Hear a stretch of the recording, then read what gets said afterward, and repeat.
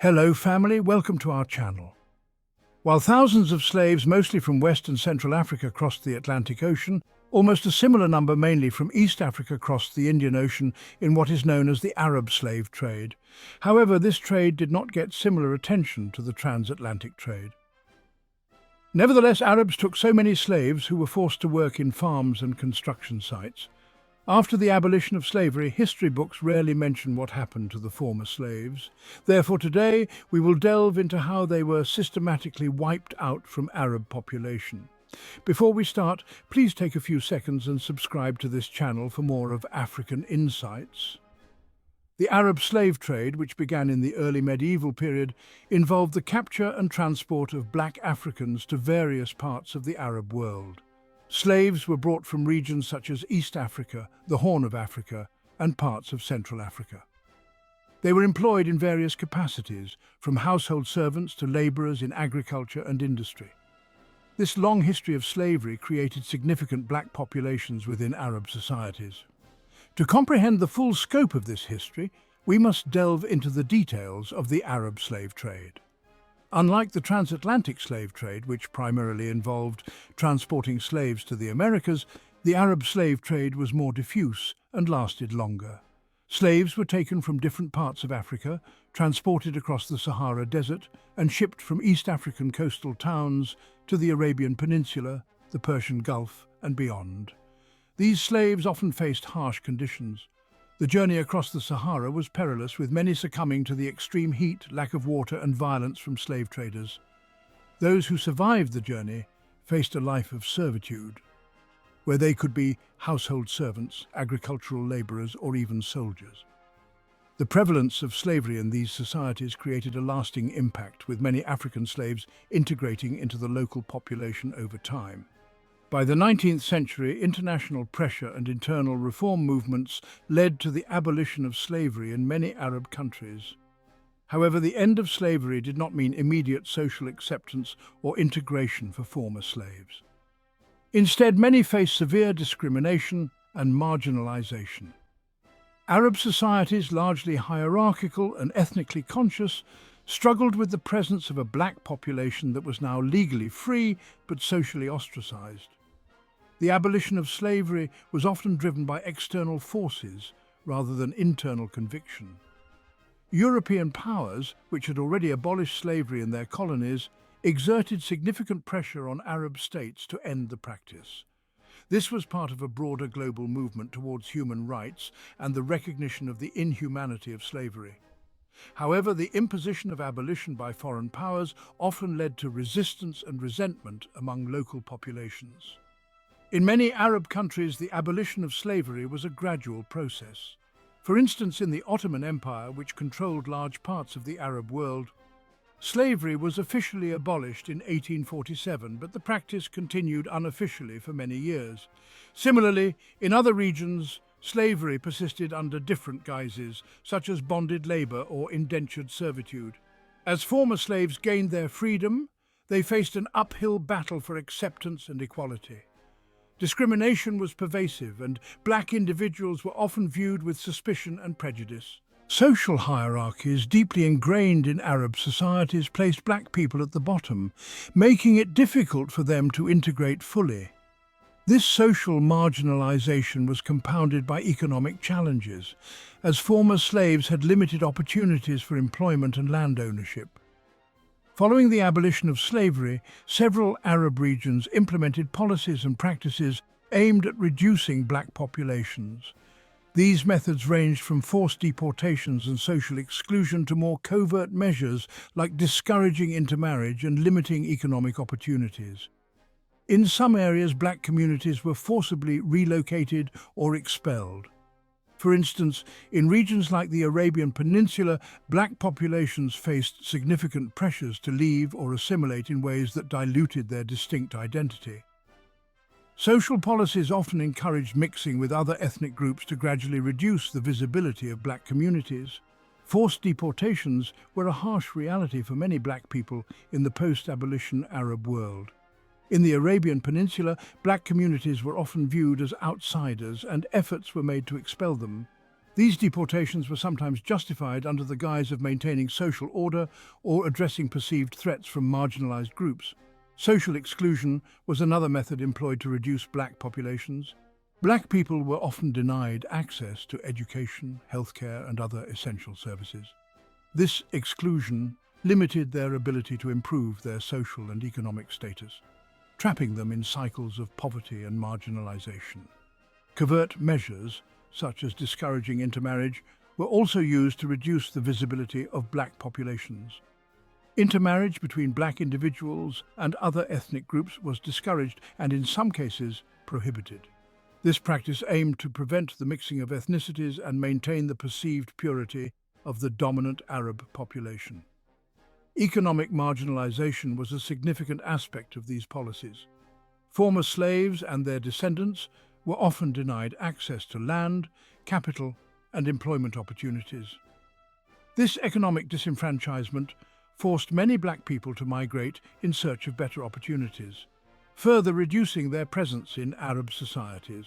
In more extreme cases, violent suppression and ethnic cleansing were employed to eliminate black populations. Historical records indicate instances where black communities faced massacres and violent expulsions. These actions were sometimes justified under the guise of maintaining social order or responding to perceived threats from marginalized groups. For example, the Zanj Rebellion of the 9th century, while primarily an economic revolt by black slaves in Iraq, set a precedent for harsh responses to uprisings.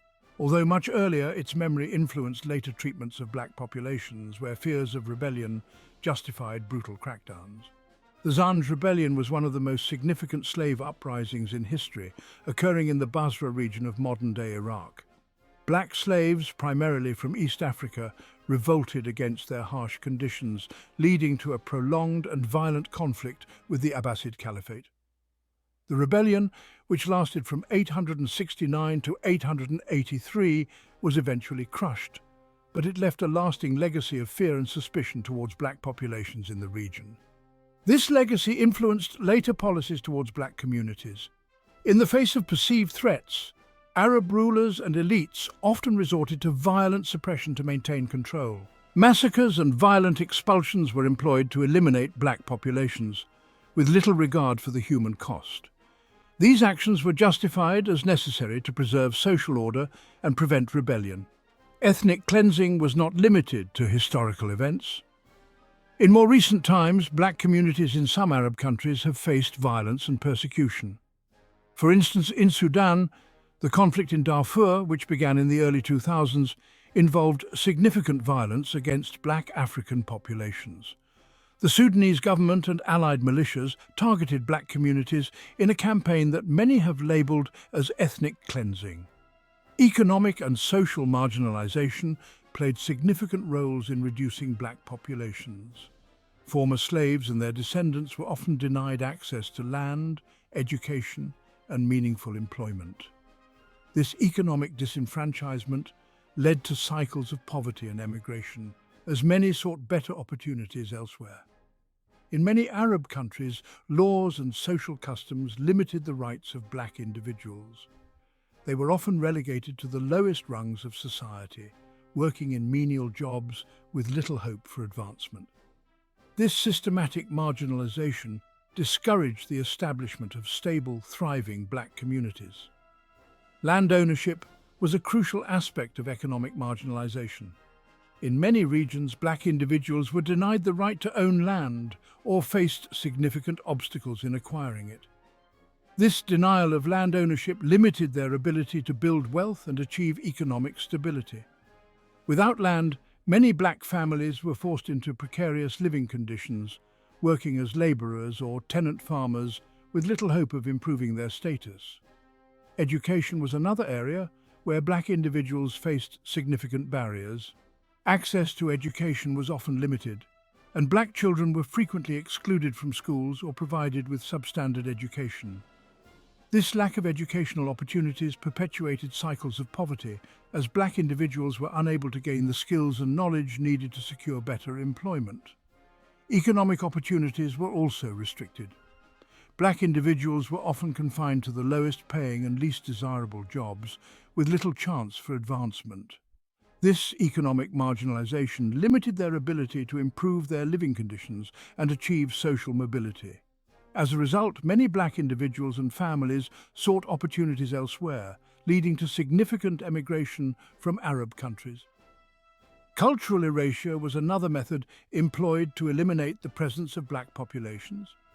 Efforts were made to suppress African cultural practices and languages. Former slaves were encouraged or forced to adopt Arab customs, names, and religious practices. Over generations, these assimilation policies diluted distinct African identities.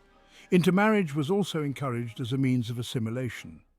By promoting unions between black individuals and those from other ethnic groups, societies aimed to gradually erase the distinctiveness of black communities. This blending was seen as a way to absorb black populations into the broader Arab identity. Cultural erasure involved systematic efforts to suppress African cultural practices and languages. African traditions, music, dance, and religious practices were often discouraged or outright banned. This suppression aimed to eliminate distinct African identities and promote a homogeneous Arab culture. Over time, these policies succeeded in erasing many African cultural practices, leaving little trace of the rich cultural heritage that black populations once brought to Arab societies. Assimilation was encouraged through the adoption of Arab customs, names, and religious practices. Black individuals were often pressured to abandon their African names and adopt Arab names. They were also encouraged to convert to Islam and adopt Arab cultural practices. This forced assimilation aimed to integrate black populations into Arab society, but it also led to the loss of distinct African identities. Intermarriage was another tool of assimilation. By promoting unions between black individuals and those from other ethnic groups, societies aimed to gradually dilute the distinctiveness of black communities. Over generations, these intermarriages led to the blending of ethnicities and the gradual erasure of distinct black identities. This blending was seen as a way to absorb black populations into the broader Arab identity, reducing their visibility and cultural distinctiveness. Today, the legacy of these policies is visible in the demographic and social landscapes of many Arab countries. While there are still communities of African descent in the Arab world, their histories and contributions are often overlooked or minimized. In recent years, there has been a growing recognition of the need to address historical injustices and acknowledge the diverse ethnic makeup of Arab societies. Modern movements for racial equality and human rights are challenging long-standing prejudices and advocating for the rights and recognition of black communities. This ongoing struggle highlights the enduring impact of historical efforts to eliminate black populations and the need for continued vigilance and advocacy. The legacy of these policies is evident in the demographic makeup of many Arab countries. While black communities still exist, their numbers are often smaller than in the past, and their histories are frequently marginalized. This marginalization has led to a lack of recognition for the contributions and experiences of black individuals in Arab societies. In recent years, there has been a growing awareness of the need to address these historical injustices. Human rights organizations and activists are working to highlight the experiences of black communities and advocate for their rights. This advocacy includes efforts to preserve and celebrate African cultural heritage, promote racial equality, and ensure that black individuals have equal access to opportunities and resources. Educational initiatives are also playing a crucial role in addressing these issues. Schools and universities are beginning to incorporate more comprehensive histories of slavery and the experiences of black individuals in their curricula. These educational efforts aim to promote a better understanding of the complexities of Arab history and foster greater appreciation for the diverse ethnic makeup of Arab societies. The story of how Arab societies attempted to eliminate black populations after the abolition of slavery is a sobering reminder of the complexities of history and the pervasive impact of racial discrimination. While significant progress has been made, the legacy of these actions continues to shape societies today. Understanding this history is crucial for fostering a more inclusive and equitable future. Thank you for watching. Please like, share and subscribe for more insightful content.